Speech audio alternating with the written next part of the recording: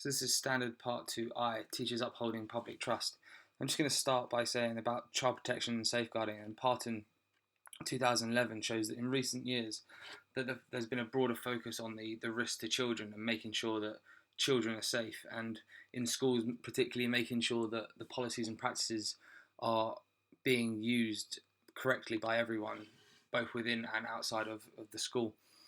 So with the safeguarding policy for my school, I'm going to focus on this one here, which is to provide a safe environment in which children can learn. And I'm going to do this by an activity and a sporting performance outside of school, which was our Gateway Games, where the best students in the year were invited to come along to these games and represent the school as a whole. It was a really, really nice day, and I'm just going to go through some of the sort of making sure children are safe behind the scenes and how we did it. So to start off with is the reply slips.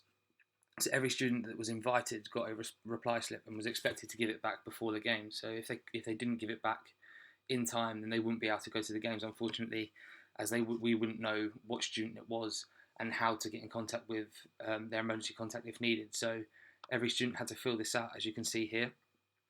So this particular student didn't have any medical conditions, so we already know that there shouldn't be any issues with medication, etc., or food allergies. That we didn't have to worry about that as much. And then emergency contacts and signatures, just to make sure that they've got the right person and we know how to contact or can get in contact with emergency contact if anything did happen.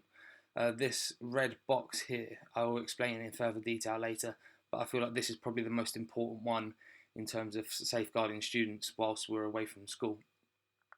So before the day, I did a little bit of my responsibilities. I did a little bit of a checklist. I'm just going to go through a couple of them that I thought were quite important. So to start off with, I'm going to go through and make sure that the students were on the minibus. So when they were all in school in the morning and they were in their groups, and we made sure that everyone had given their reply slip in and they were all in year order, etc. It was getting them onto the minibus.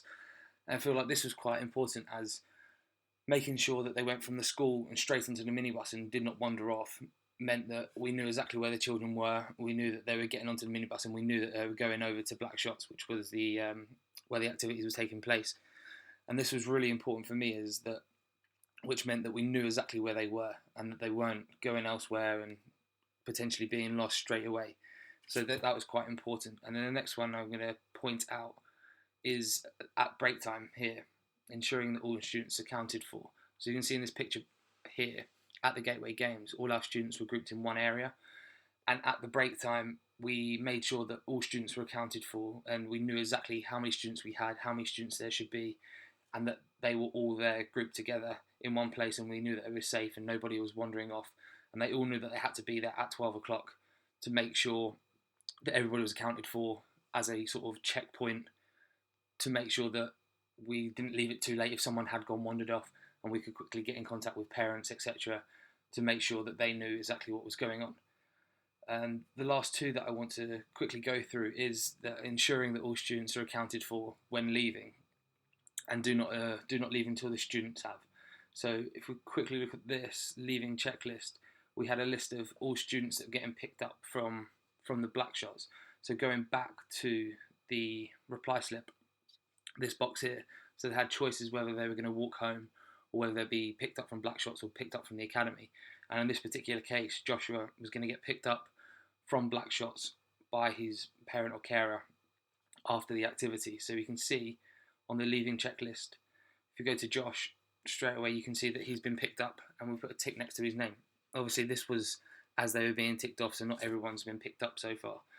But this really gave us an idea of who was getting picked up from the event and who was coming back to the academy. And this really made it easy for us, as we knew exactly how many students were doing what, and made sure that we knew at what time they needed to be picked up by, and if they were getting picked up from the academy, then they would come back on the minibus, etc., and if they were walking home, they could.